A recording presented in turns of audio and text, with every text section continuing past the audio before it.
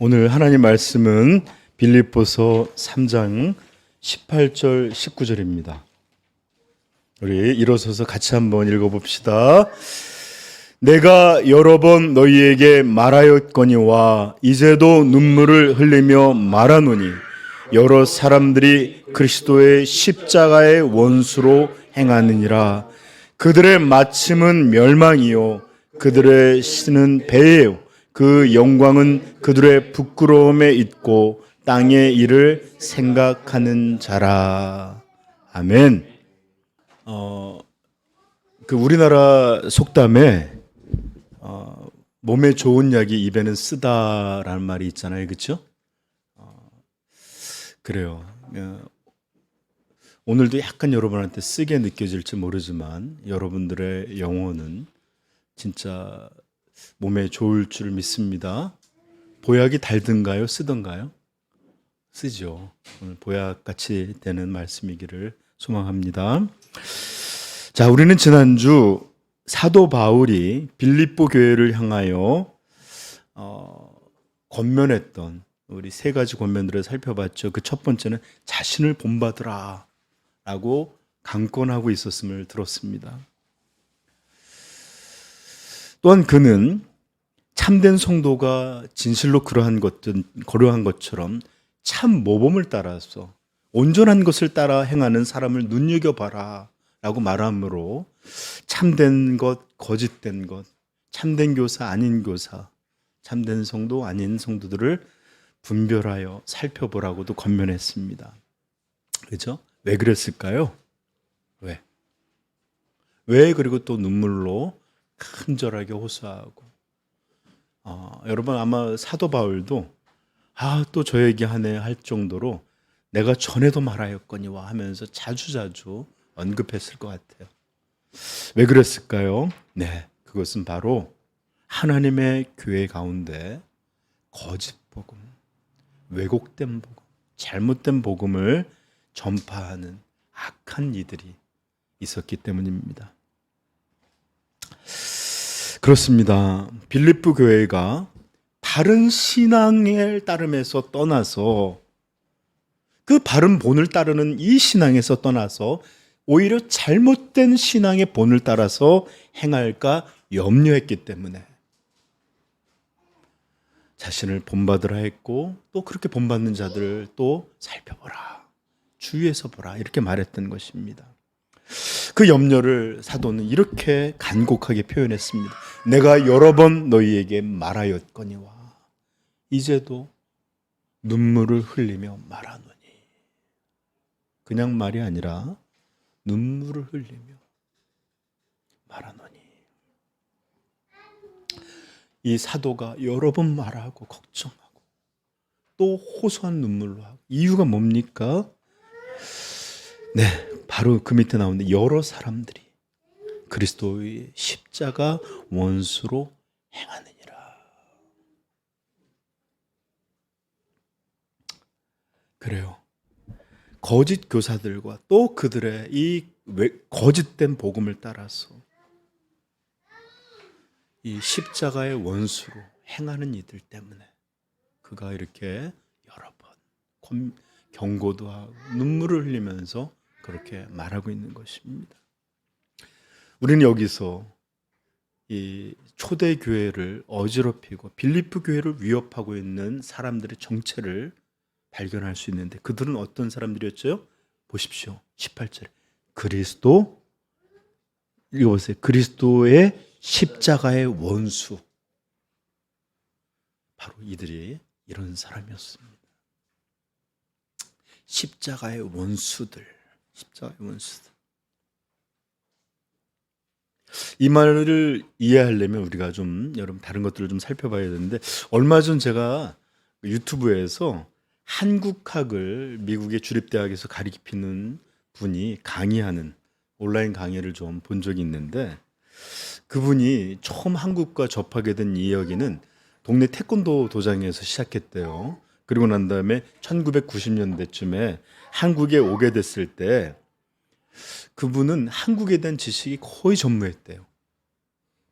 태권도가 한국 거다 하는 정도밖에 없었는데 그런데 그가 이렇게 한국에 처음 오게 됐을 때 아주 이렇게 특별한 이 한국에 대한 인상을 말하는 중에 재밌는 게 있어서 기억나는데, 그 중 하나가 한국에 와서 봤더니 곳곳에 이렇게 있었던 빨간 십자가 네온, 이것들이 그분의 기억 속에 이렇게 특별하게 남아 있었다라고 얘기하는 거 보고서 혼자 제가 웃었어요. 여러분, 어디 나라를 가봐도 한국에 빨간 네온이 곳곳에 밤에 있는 곳 그렇게 흔하지 않습니다. 물론 요즘은 우리가 좀 덜해요. 왜냐하면 흰 십자가도 쓰고 이제는 좀 그런 것들이 네온을 올리는 걸 좀 적게 하는데, 어쨌든 예전에 보시면 알겠지만 서울에 빨간 십자가 없는 곳 찾기가 더 어렵고 쉽지 않은 그런 일이었어요. 그렇죠? 외국인이 와서도 이건 뭐지? 싶을 정도의 풍경을 자랑하던 그런 곳이었는데, 왜 이렇게 한국에는 십자가가 많았을까요? 특별히 서울에. 그렇죠? 그 십자가는 교회를 상징하고, 교회는 다른 어떤 상징이 아니라 2000년 전에 사형 도구였던 그 십자가, 그 무서운 형벌을 자신의 가장 중요한 심벌로 여기고 있었기 때문입니다. 여러분, 예수 그리스도의 상징 십자가, 존 스토트의 십자가라는 책에 앞부분에 나와 있는 내용이 요약되어 있는 것인데, 여러분 보십시오. 왜 거기에 구유도 아니고 다른 어떤 것도 아니고 십자가가 왜 기독교의 상징이 되었나? 여러분, 십자가는 교회 이렇게를 상징하는 이런 바깥에뿐만 아니라 교회 내에 들어와서도 우리 교회 문제네. 십자가가 어디나 있었겠죠? 있지요. 우리도 항상 있었는데 그거를 좀 없앴는데, 교회 내에도 십자가가 가득합니다. 그뿐입니까? 찬양에도 십자가 십자가 내가 이런 것부터, 십자가를 내가 지고 주의 십자가 살아, 십자가라는 노래가 얼마나 많은지 몰라요. 십자가 그 사랑 이러면 찬양도 하고요. 예. 여러분, 또 설교에는 얼마나 많이 강조합니까? 예수 그리스도의 복음은 곧 십자가의 복음이라고 불리면서 이 십자가를 바라보십시오 뭐 그러면서 그분의 은혜 막 얘기하면서 얼마나 많이 또 강조합니까? 이렇듯 십자가는 우리 기독교인들의 영혼과 심장의 가장 중요한 중심으로 자리 잡고 있습니다. 왜일까요? 그것은 이 십자가가 이 땅에 오신 하나님의 아들이 이루신 너무나 은혜롭고 영광스럽고 복된 이 구원의 상징이기 때문에 그렇습니다. 이것이 바로 예수 그리스도가 이루신 이 대속의 이 영광, 은혜, 복음, 이것들을 상징하는 것이기 때문에 그렇습니다. 오죽하면 많은 신학자들이 모든 역사의 시작은 십자가로 향하여 달려가고 있고, 또 십자가에서 역사의 끝을 향하여 달려가는 것, 이것이 바로 인류의 역사다라고까지 말하는 거예요. 여러분, 그러므로 십자가는 기독교의 상징이자 핵심이요 전부라고 할 수 있는 예수 그리스도를 드러내는 가장 중요한 핵심 심벌이다라는 것을 우리는 알고 있습니다. 여러분, 예수님은 이 십자가를 지기 위해 오셨고, 이것을 위해 사셨고, 이것을 이루셨고, 이것을 우리에게 부여하셔서 영원한 생명, 영원한 복을 우리에게 허락해 주셨습니다. 여러분, 만약에 십자가가 이러한 것이라면 이 십자가의 원수다라는 말은 얼마나 무섭고 끔찍하고 두려운 그런 말이겠습니까? 이렇게 십자가의 중심성, 십자가의 영광, 십자가의 이런 복됨의 이 엄중함을 깨달아 알 때야만 너희는 십자가의 원수들로 행하고 있다라는 말에 참된 의미를 깨닫게 되는 것이에요. 십자가의 존귀를 모르는 사람, 원수? 그냥 혼내는 말 이 정도로 이해해요. 여러분, 십자가를 깊이 깨닫고 그것을 알므로 십자가의 원수들이라는 이 말에 이 두려움을 온전히 이해하고 가질 수 있기를 부탁드립니다. 네. 제발 다른 것들은 다 괜찮지만 십자가의 원수들이라는 말은 들어서는 안 돼요.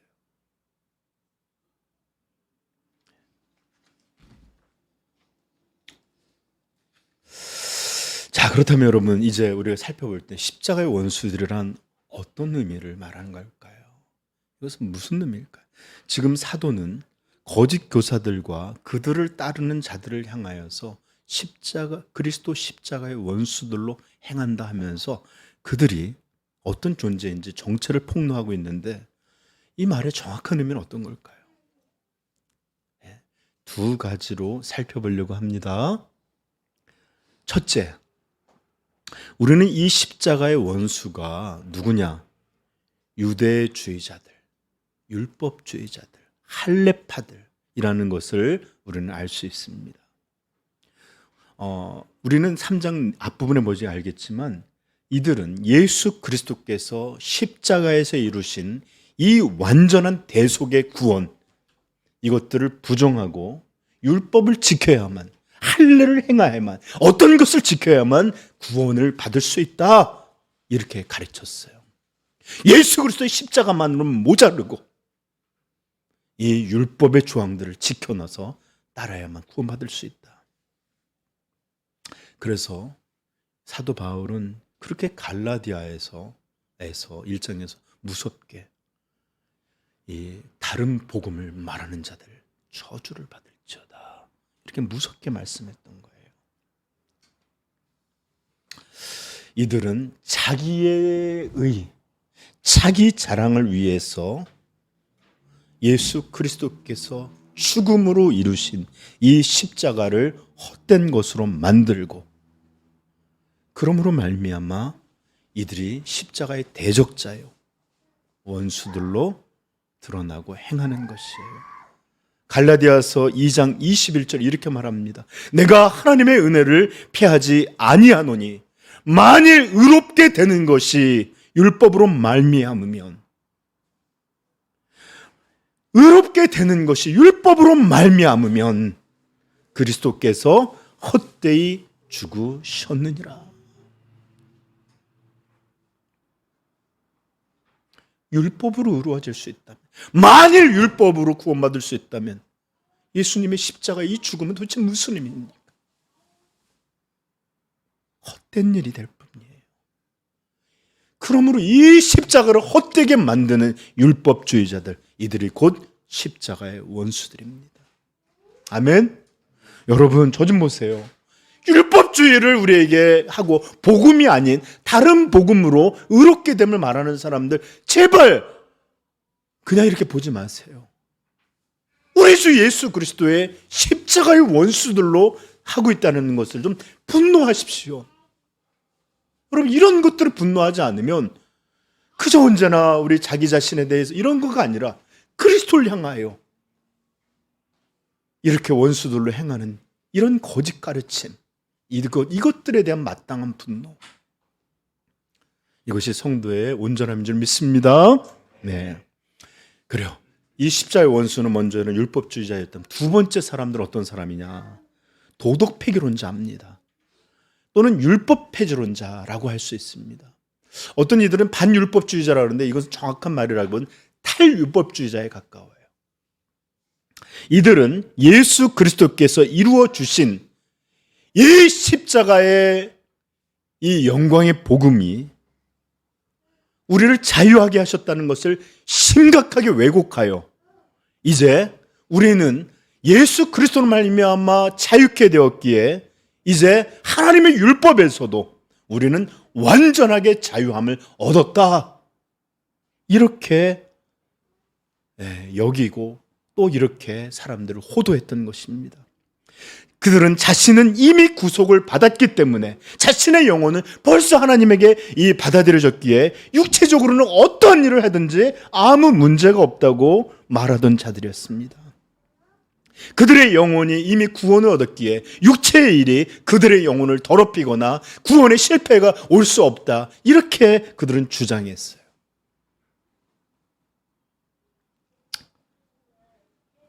여러분, 오늘날에도 그런 사람들이 있잖아요. 구원받은 이 구원, 이 자유, 이 용납함을 그냥 마음껏 확장해서 그저 그냥 나중에 와서 주님 앞에 죄송합니다 하면 되는 것처럼 여기고 살아가는 이런 모습들. 여러분, 생각해 보십시오. 예수 그리스도의 십자가가 무엇입니까? 우리의 죄를 위한 형벌의 죽음이셨습니다. 대신 죽음의 대속의 죽음이셨습니다. 그러므로 성경은 우리에게 이제 십자가를 믿는 우리는 우리의 정과 욕심을 십자가에 못 박아야 될 것을 우리에게 가르치셨고, 또 예수님께서는 누구든지 자기를 부인하고 자기 십자가를 지고 나를 쫓아야 된다, 기독교인의 삶은 이것 외에는 다른 것이 없다, 이렇게 우리에게 가르쳐 주셨어요. 바로 이렇게 예수 그리스도의 십자가를 지고 자기를 부인하고 십자가를 지고 예수님을 따라가는 것, 이것이 바로 기독교인들의 삶입니다. 이게 바로 십자가의 길이고 이것이 바로 십자가의 삶이에요. 그러나 이 거짓 교사들과 이들의 가르침이 좋았던 이들은 육체적으로 방종하고 죄의 쾌락을 추구하고 탐욕과 탐심, 정욕, 이런 모든 욕망과 욕심을 절제하지도 두려워하지도 않고 오히려 그것을 따라서 십자가의 원수의 길로 행하며 살아왔던 사람들입니다. 어떤 이들은 이 첫 번째 사람들처럼 율법주의자로 보기도 하고 이들을 십자가의 원수들이란 것을, 또 어떤 사람들은 두 번째 이렇게 탈율법주의자들, 도덕 폐기론자들로 여기기도 합니다. 어떤 게 맞을까요? 여러분, 저는 여러분들이 이 두 가지 모두를 다 십자가의 원수들로, 복음의 자유를 너무나 과장해서 어떤 것도 다 오케이 만들어 이런 사람들도 십자가를 헛된 것으로 만들고 하는 사람들로 정확히 바라볼 수 있기를 부탁합니다.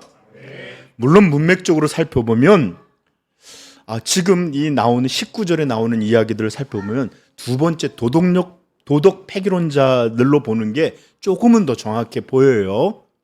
그러나 여러분, 명심해야 될 것들은 비록 이 율법주의자나 반율법주의자나 그들의 외형에 있어서는 현저하게 달라 보여요. 한쪽은 금욕주의자, 철저한 자들처럼 보이고 또 한쪽은 방탕한 자, 탐욕스러운 자처럼 보이기도 해요.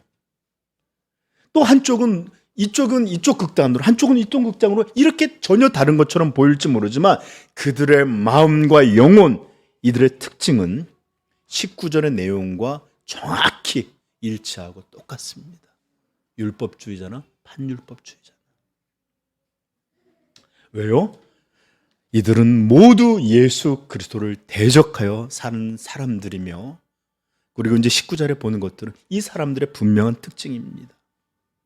그리고 더 나아가서는 예수 그리스도의 밖에 있는 사람들의 모든 특징이 바로 이 똑같은 모습으로 드러나요. 물론 종교적 옷을 입고 있느냐 아니냐의 차이는 있을 수 있고, 그 보여짐이 나타남이 얼마나 더 현저하냐 아니냐의 차이도 있을 수 있고, 얼마나 직접적으로 드러나느냐 간접적으로 드러나느냐 차이일 수도 있고, 얼마나 교묘하냐 교묘하지 않게 드러나느냐, 이런 차이는 있을지언정 그리스도를 대적하고 그리스도 밖에 있는 모든 사람의 특징이 바로 19절에서 등장하는 것입니다. 자, 이제 우리는 이어서 이 십자가의 원수들이 어떤 특징들을 갖고 있는지 살펴보십시다. 자, 그것에 앞서 성경은 먼저 이들이 어떤 종말적인, 어떤 결과적인 이 운명을 당하는지부터 설명하고 있습니다. 19절 한번 읽어볼까요? 시작. 그들의 마침은 멸망이요. 아멘. 여기서 마침이다라는 것은 텔로스라는 말이 쓰였는데 이것은 목적이나 목표라는 말로 쓰이기도 해요. 그래서 목적론조 할 때도 텔로라는 말을 써요. 그러나 이 말은 또 끝, 결론, 종결, 마침 이런 의미를 갖고 있기도 합니다. 그러므로 그들의 종말은, 그들의 마침은, 그들의 결론은 어떤 것이냐? 멸망이다. 이 말은 아폴레이나라는 단어가 쓰였는데 신약 성경에 18번 쓰였는데 모두 파멸, 멸망 이런 것들을 담고 있는 의미입니다. 그러나 이것이 단순한 파멸, 멸망의 뜻, 즉 육체적으로나 우리의 실존적인 단절이나 심판이나 이런 것이라기보다는 이 단어는 구원, 영생 이런 말과는 반대되는 뜻으로 하나님의 최후의 심판, 하나님의 진돈을 받는 영벌, 이런 지옥을 의미하는 것의 멸망을 말하는 단어예요. 예를 들어서 사업이 망하게 되거나 건강을 잃어버리게 되거나 이 땅에서 어떻게 하나 이런 것이 아니라 여기서 말하는 이 멸망은 최종적이고 하나님의 진노의 심판인 지옥의 심판, 멸망 이것을 말하는 단어다라는 거예요. 예수님도 우리 산상수훈에 들었죠. 멸망으로 인도하는 문은 크고 그 길은 넓어. 여기서 멸망이 어떤 의미일까요? 영원한 지옥을 말하는 것입니다.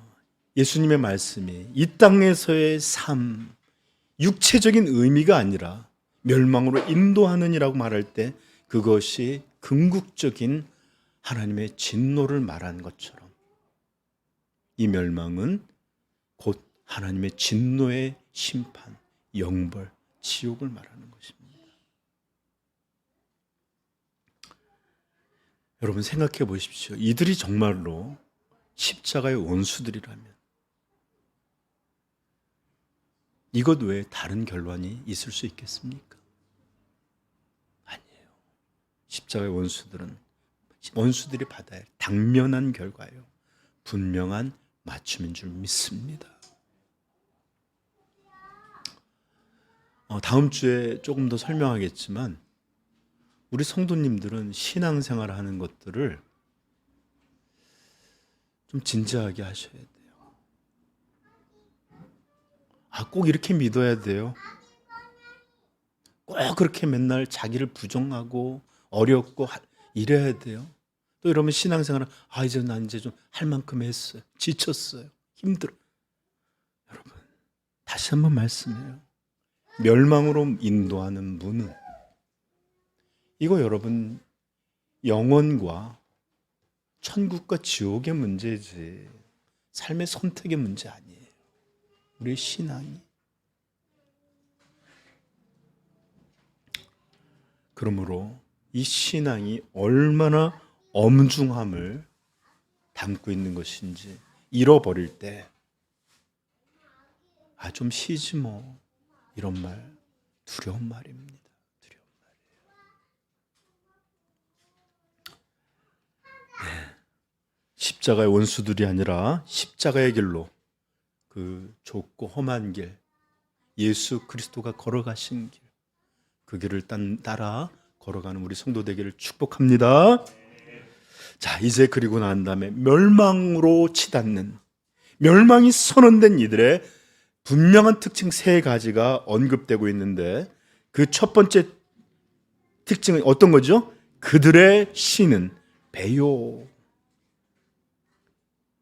그들의 하나님, 그들이 섬기고 경배하는 거, 숭배하는 거, 그들은 배다, 배. 이게 뭐예요? 곧 쾌락주의자들이라는 거예요. 배로 표현된 우리의 몸과 육체, 그리고 그 육체의 욕망을 채우고 살아가는 사람들을 표현한 말이 바로 그들의 씨는 배요라는 말이에요. 배를 채우기 위해서 살아갑니다. 배의 만족과 즐거움과 이런 것들을 위해 살아간다는 말이에요. 즉 이들은 육체의 만족, 그 정욕과 욕심과 욕망을 충족하는 것, 이게 그들의 삶의 목표요, 그들이 숭배하는 것입니다. 이들에게는 재미와 쾌락, 이것이야말로 살아가는 이유요, 삶이고, 이것을 하나님과 같이 여기며 소중히 여기면서 살아. 이거 건드리는 거 싫어해요. 저는 여러분 깜짝깜짝 놀라는 거, 아이들 있잖아요. 스마트폰 뺏으려고 그러면 어떻게 쳐다봐요? 엄마 아빠? 죽일 듯이 쳐다봐요. 죽일 듯이. 그렇게 귀한 부모인데도 자기 재미 하나 뺏는 게 이렇게 무서워요. 여러분, 십자가에서 한 번이라도 꺾어진 적이 없는 사람 도저히 이거 못 꺾습니다. 그래서 성도의 삶, 성도의 참된 거듭남에 자기의 죄됨 앞에 이 죽어진 적이 없는 사람은 이 십자가의 길 걸을 수가 없는 거예요. 디모데 후서에는 말세의 특징들이 이렇게 언급되어서 등장하는데 3장 1절서부터 제가 4절까지 같이 찾아보십시다. 같이 찾아보세요.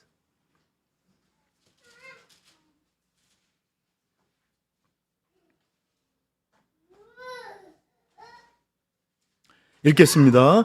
너는 이것을 알라. 말세에 고통하는 때가 이르러 사람들이 자기를 사랑하며 돈을 사랑하며 자랑하며 교만하며 비방하며 부모를 거역하며 감사하지 아니하며 거룩하지 아니하며 무정하며 원통함을 풀지 아니하며 모함하며 절제하지 못하며 사나우며 선한 것을 좋아하지 아니하며 배신하며 조급하며 자만하며 쾌락을 사랑하기를 하나님 사랑하는 것보다 더하며.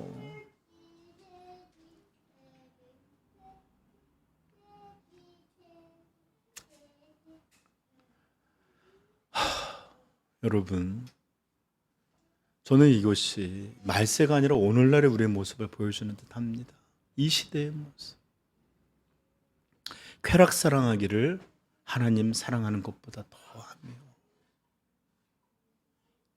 이렇게 하면 신앙에서부터 멀어지고 정욕에 길들여지고 이렇게 된다는 걸 알면서도 불구하고 이 재미를 놓지 않으려고, 놓지 않기 싫어서 오히려 하나님의 길을 놓아버리는, 쾌락 사랑하기를 하나님 사랑하는 것보다 더한, 제발 좀 들으십시오. 이런 무서운 말을 들으십시오. 같이. 지금 우리가 이러지 못할 수도 있지만 이거 듣는 것조차도 이거 진지하게 듣지 못한다면 무슨 소망이 있겠어? 우리의 신은 우리의 배나 육체가 아니고 쾌락이 아닙니다. 우리 하나님은 오직 영광의 하나님 한 분밖에 없어요.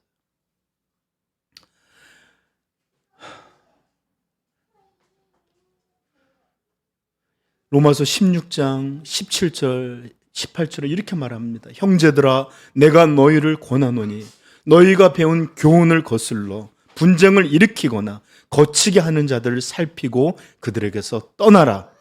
이 같은 자들은 우리 주 그리스도를 섬기지 아니하고 다만 자기들의 배만 섬기나니 교활한 말과 아첨하는 말로 순진한 자들의 마음을 미혹하느니라. 저는 이 말 중에 순진한 자들이란 말이 좀 답답해요. 여기 교활한 말과 아첨하는 말로라고 그랬는데 이게 좋으니까 따라가는 거 아니에요. 그리스도를 높이지 않고 그리스도를 존귀하게 하지 않는데도 자기를 위해 주니까 따라가는 거예요. 공범이에요.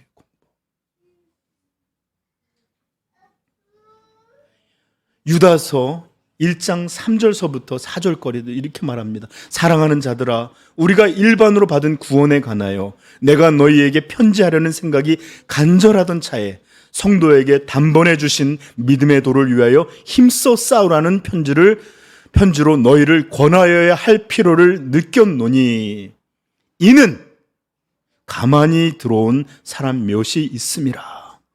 그들은 옛적부터 이 판결을 받기로 미리 기록된 자니 경건하지 아니하며 우리 하나님의 은혜를 도리어 방탕한 세귑거리, 옛성경 세귑거리로 바꾸고 홀로 하나이신 주제 곧 우리 주 예수 그리스도를 부인하는 자니라.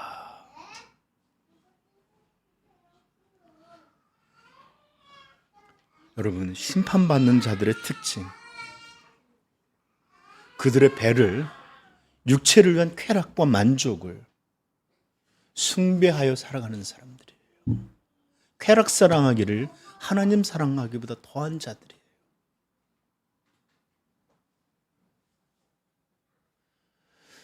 네, 때로는 율법주의자의 모습으로 등장하기도 하고 때로는 그렇지 않은 모습으로 등장하기도 하지만 그들은 여러분들에게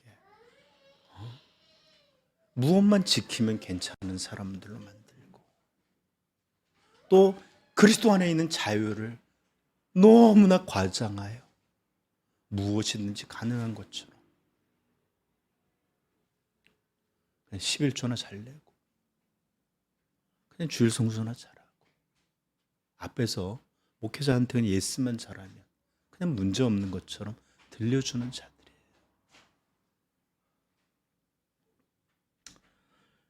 네, 두 번째 특징입니다. 멸망받는 자들, 십자가의 원수로 행하는 사람 두 번째 특징, 그 영광은 부끄러움에 있고. 오늘 우리 경초 성도가 영광에 대한 주제로 계속 기도해 주셨는데 여러분, 왜 그렇지 않겠어요? 십자가의 원수로 행하는 사람이 어떻게 완전하고 온전한 영광, 하나님의 영광을 사랑할 수 있겠어요? 그렇죠? 이들은 율법주의자들이 그러하듯 자기의, 자기 높임, 자기 자랑, 자기 영광에 사로잡혀 살아가는 사람이에요. 이들의 생각, 이들의 말, 이들의 기쁨, 이들의 슬픔, 이들의 염려, 이들의 모든 것 하나님과 예수 그리스도에 대한 것 아닙니다. 하나님의 나라에 대한 것 아닙니다. 주님의 교회를 향한 그런 마음 아니에요. 이들의 마음은 기쁘게 하는 것, 궁극적으로 자기입니다. 자기 자신을 위해서라면 하나님도 신앙도 심지어 겸손이라는 이 아름다운 이름도 다 모두 이용하여 자기를 꾸미고 자기를 드러내고 자랑하는 수단으로 삼을 뿐이에요. 이들에게는 하나님 중요한 게 아닙니다. 하나님이라는 이름을 언급함으로 자기가 믿음 좋은 사람인 것처럼 드러나는 것, 이게 그들의 목적이에요. 만약에 율법주의자들이 이렇게 자기의에 대한 이런 부끄러운 영광, 이게 얼마나 죄인인 걸 모르는 이 부끄러운 영광이라면 방탕한 자들의 영광은 여러분 헬라어 아이스키네라는 말이 여기서 쓰인 바로 그들의 영광은 부끄러움에 있다. 부끄러움이라는 말이 아이스케네인데 아이스케끼가 아니에요. 아이스키네라는 말인데 사람의 은밀한 부분을 지칭하는 단어였어요. 여러분, 따라서 여러분들 벌거벗고 여기 이렇게 등장해서 부끄러운 모습을 보인다면 이것이 얼마나 부끄러운 모습이에요. 옛날에 어떤 목사님이 자기의 간증을 한 적이 있습니다. 자기가 평생을 술꾼으로 살아서 이 부천에서 유명한 사람이었대요. 심지어 술 먹고 뻘개 벗고 자고 있으면 자기 어머니가 와서 그것을 데려가서 이렇게 아주 그냥 알코올 중독자로 살았대요. 실오라기 하나 걸치지 않고 부끄러운 줄 모르고 그렇게 길바닥에 자고. 여러분, 벌거벗은 것은 마땅히 부끄러운 것처럼 부끄러워야 할 것들에 대해서 서슴지 않게 행하고 즐기고 오히려 이것을 자기의 영광으로 여겼다라는 말이에요. 어떻게 여러분 이런 게 가능한가 한번 생각해 보세요. 우리 하나님 믿지 않는 사람들 이야기하는 거 보세요.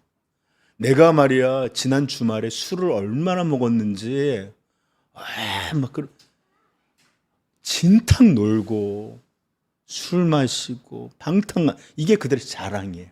야야 말도 마, 넌 그거 아무것도 아니야, 나는 말이야, 이러면서 서로 자랑들을 해요. 그리고 또 남자들, 내가 여자 몇 명 사귀어봤는지 알아?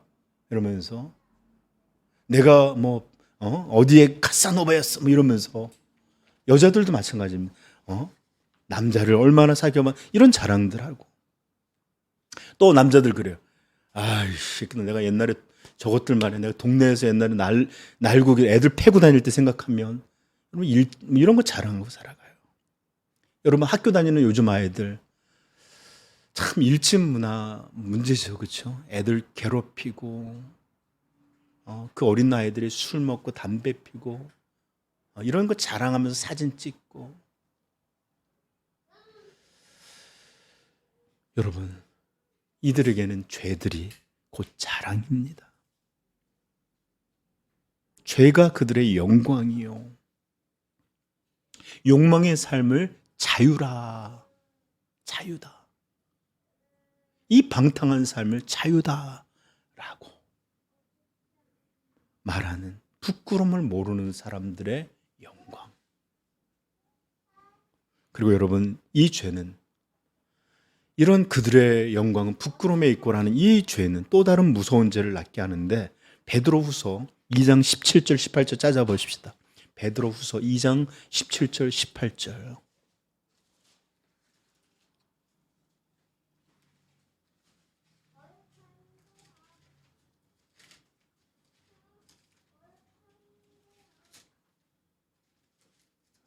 읽겠습니다.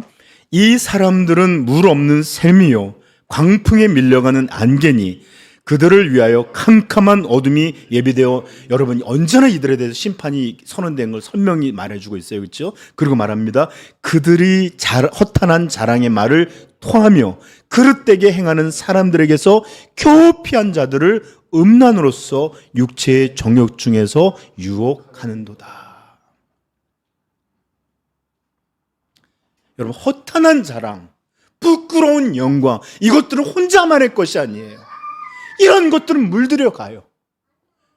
여러분 아시잖아요. 이 귤박스 열어보면 허옇게 썩어져 있는 거 있죠. 거기에 보면 어떤 것 하나가 썩어서 주변을 전부, 그래서 거의 주변을 다 덜어내고 끝에 남은 거 겨우 먹잖아요.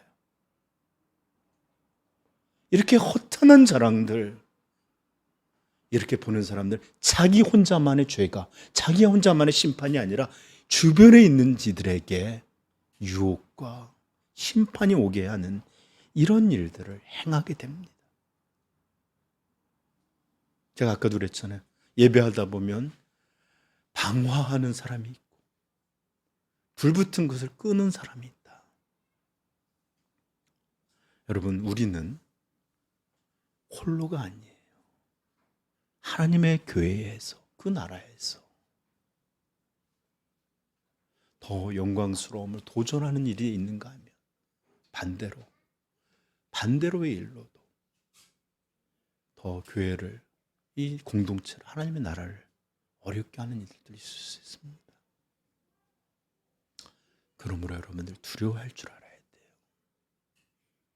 남을 위해서든지 내 가족을 위해서든지 더 온전하기를 소망해야 될 줄로 믿습니다. 자, 물론 여기서 그들의 이 영광, 부끄러움에 있다고 할 때 조금은 덜 생각할 수 있는 말이지만, 조금 여기서 좀 파생된 것 하나 좀 더 생각해 보려고 해요. 이렇게 극단적인 죄악을 자랑하는 것이 아니라 해도 믿지 않는 이들, 잘못된 이들에게는 허무하고 헛된 자랑, 영광, 이 자랑과 영광이라는 그것을 사랑하는 것이고 추구하는 것을 보여주는 거예요. 인간은 하나님이 그의 영광을 위해 창조되었기 때문에 자기가 영광하는 것을 사랑해요. 추구해요. 여러분, 우리 한번 보십시다. 주변에 나이 들고 썩어져서 없어질 육체의 자랑들이 얼마나 많습니까? 얼굴 자랑하지요. 얼굴이 전체가 아니면 눈이라도 자랑하고 코라도 자랑하지요. 다리 긴 사람 다리 긴 거 자랑하지요. 허리 날씬하면 허리 날씬한 거 자랑하죠. 이도 전혀 없습니다. 키가 큰 거 자랑하죠. 그런가 하면 또 이런 육체인 거 아니라면 건강, 이런 것도 우리 자랑할 때 얼마나 많습니까? 여러분, 정말 하나님이 후하면 사라질 그런 것들에 대해, 또 여러분, 우린 지식에 대한 자랑들, 재물에 대한 자랑들, 자부심들 얼마나 많아요. 학벌이든 학이든 이런 것들에 대한 자랑들, 명품을 소유한 거나 시계나 보석류에 대한 것이나, 또는 사는 지역이 강남이네 어디네, 또는 우리 집이 어떤 집이 평수네, 또는 자동차를 어떤 것을 가졌네, 이런 것들이 그들의 자랑이고 부끄러움이고 소망이고, 그런가 하면 집안 자랑, 가족 자랑, 수많은 헛된 것들에 대한 사랑이 넘쳐납니다. 허무한 헛된 영광들 말입니다. 오히려 부끄러워할 줄 모르는 영광들 말입니다. 야고보서 4장 16절에 이렇게 말합니다. 이제도 너희가 허탄한 자랑을 하니 그러한 자랑은 다 악한 것이라. 고린도전서에 말하죠. 자랑하려 하는 자들은 오직 예수 그리스도 안에서 자랑하라. 아멘. 그래서 우리는 세 번째 특징을 보게 되는, 땅의 일만을 생각하는 사람들이에요. 땅의 일만. 이들의 관심에는 조금도 하나님이 아니에요. 지난주에도 했죠. 하나님 중심의 사고가 뭔지를 몰라요. 그분의 나라도 물론 언급하죠. 주의 나라와 주의 의를 구하라. 먼저 그 나라, 찬양도 하죠. 그들의 사랑, 관심에는 교회도 아닙니다. 언제나 이 땅의 일, 언제나 육신의 일, 언제나 자기 일이 중심되고 모든 것 때문에 이런 삶을 살아갑니다. 이들에게는 영원한 나라에 대한 관심이 없습니다. 그저 그들의 관심은 멸망하여 심판받고 사라질 것들에 목표하고 계획하고 관심과 사랑을 두고 살아가요. 여러분, 다시 한번 말씀드립니다. 이런 것들 지나가요. 사라져요. 썩어져요. 심판받을 것들, 이것들을 소망하고 목표하고 바라보고 살아요. 우리 성도에게는 목사님 살아가는 이 땅의 일, 이런 말이 통하질 않아요. 다음 주에 말하겠죠. 우리는 이 땅의 사람이 아니라 천국의 사람들이기 때문에 그렇습니다. 여러분, 정말입니다. 이들에게 중요한 건 물질적인 것이고 현세적인 것이지 영적인 것, 천상적인 것, 이런 것들은 알려하지도 않고 생각하지도 않습니다. 물론 설교 때 이런 얘기 들으면 잠깐 반짝하고 하겠지만 살아가는 모든 시간이 이 땅의 삶인데 그게 무슨 의미가 있겠어요? 고린도전서 2장 14절 이렇게 말하면, 육에 속한 사람은 하나님의 성령의 일을 받지 아니하나니 이는 그것들이 그에게는 어리석게 보임이요 또 그는 그것들을 알 수도 없나니 그러한 일은 영적으로 분별되기 때문이라. 목사님, 신앙 좋아요. 천국 좋아요. 근데 살아야 되잖아요. 근데 일해야 되잖아요.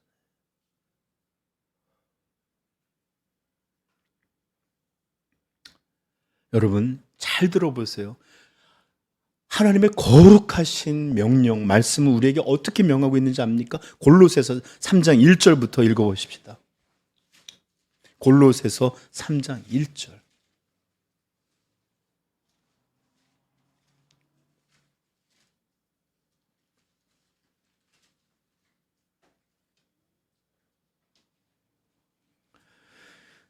읽겠습니다. 1절, 2절 시작. 그러므로 너희가 그리스도와 함께 다시 살리심을 받았으며, 여러분 다시 한번 얘기할게요. 살리심을 받은 적이 없고 십자가에서 구원만함을 받은 적이 없는 사람들은 이 의미 생각하지 않아도 좋아요. 할 수도 없어요. 그러나 여러분들이 만약에 성도라면 다시 한번 읽어봅시다. 시작. 그러므로 너희가 그리스도와 함께 살리심을 받았음 위의 것을 찾으라. 거기는 그리스도께서 하나님 우편에 앉아 계시느니라. 2절 위의 것을 생각하고 땅의 것을 생각하지 말라. 3절 이는 너희가 죽었고 너희 생명이 그리스도와 함께 하나님 안에 감춰져 있음이라.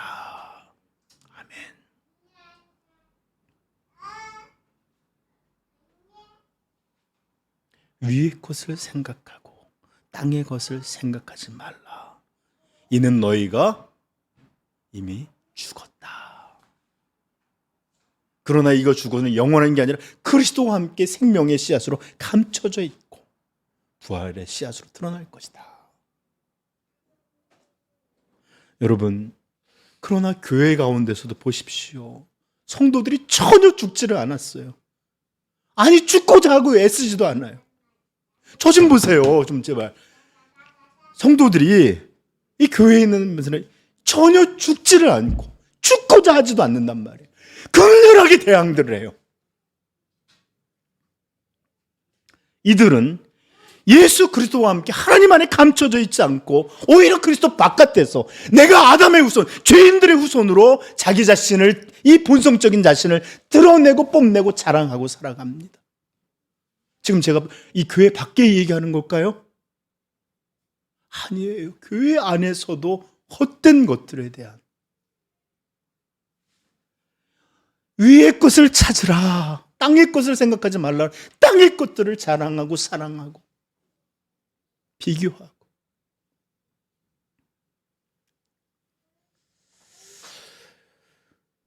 그러므로 성경은 분명하게 말하는 것입니다. 하나님의 심판에 대하여. 데살로니가 후서 2장 8절 찾아보십시다. 데살로니가 2장 8절서부터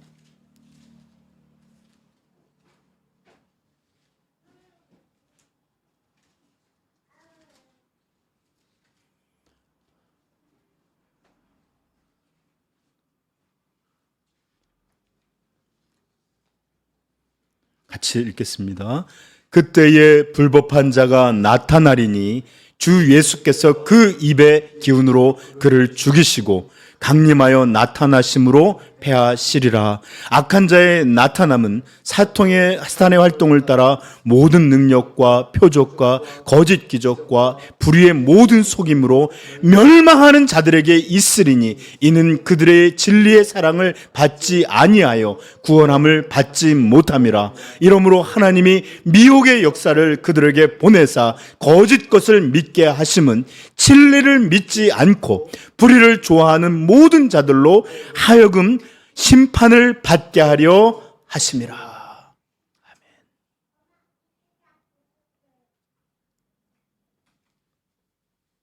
여러분, 다시 한번 제가 말씀드릴 하나님의 심판은 설화, 우화, 여러분들 겁주기 위한 어떤 것, 이건 실체입니다.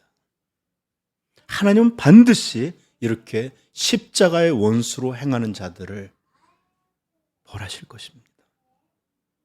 마지막 때에 예수 그리스도께서 강림하시어 악을 정벌하시고 영원한 심판을 내리실 것인데, 그때 예수는 구원의 하나님이 아니라, 구원의 주가 아니라 심판의 주로 오실 것입니다. 물론 우리들은 먼저 이 신랑으로서 우리를 받아주실 것이지만, 그렇지 못한 이들에게는 무서운 이 심판이 있을 것을 성경은 명백히 하고 있습니다. 사랑하는 성도 여러분, 눈물은 없지만 눈물을 흘리는 마음으로 여러분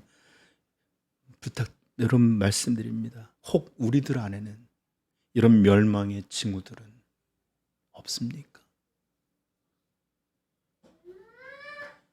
너희는 바벨론에서 나와 멸망함을 피하라 하시는 그 말씀, 소돔과 고모라의 롯과 그 가족을 억지로 빼놓으셨던 그 말씀처럼 혹 우리들은 이 멸망받은 소돔의 흔적들을 갖고 살아가고 있지 않습니까?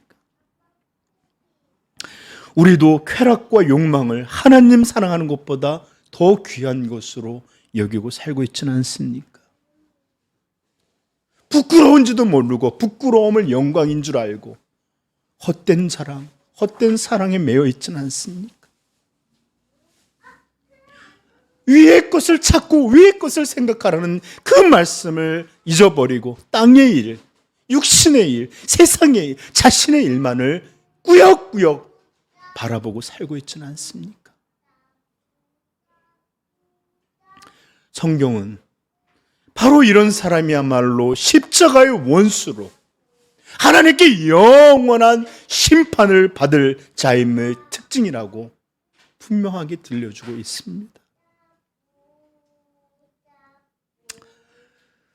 그러므로 그러하기에 사도는 여러 번 그들을 향하여 호소하여 또 지금도 눈물을 흘리며 간곡하게 십자가의 원수로 행함에 대해서 경고하고 있는 것입니다. 만약 우리 삼위영광교회 성도들 가운데 이런 멸망의 흔적이 여러분 영혼에 스며져 있고 마음을 지배하고 이런 삶이 열매들이 여러분들이 있다면 이제는 회개하고 돌이킬 수 있기를 축복합니다. 제발 부끄러움을 부끄러움으로 알고 두려워할 것을 두려워하는 마음을 갖게 되기를 축복합니다. 오늘 대표기도에서 얘기했지만 진정한 영광을 소망하고 이 땅의 헛된 것들이 아니라 그 영광의 나라를 기쁨으로 소망할 줄 아는 그런 성도 되기를 축복합니다. 여러분, 하나님의 진노의 손길이 아닌 사랑의 손길, 은혜의 손길이 우리 사랑하는 성도들을 붙잡고 계신 줄 저는 믿습니다. 그러므로 그 손을 여러분들도 꽉 잡기를 부탁해요. 마커스 소진영 씨가 부른 가사, 찬송 가사 하나 읽어드리고 마치겠습니다. 고달픈 삶에 은혜도 무너지고 곧 사라질 것에 내 맘 두네. 헛되고 헛된 것을 바라보며 그 은혜를 놓치며 살았네. 주어진 삶을 묵묵히 살아가며 날 붙드신 주 예수를 보내 사망 가운데 놓여진 나의 삶을 날 건지신 그 이름 예수, 나의 한숨을 바꾸셨네. 주를 향한 노래로, 소망의 노래로 나의 눈물을 거두신 주 예수 이름 안에 살게 하소서. 이 찬양의 가사가 우리 사랑하는 성도들의 영혼과 삶에 반드시 이루어지기를 간절히 소망하며 축복합니다. 기도하겠습니다.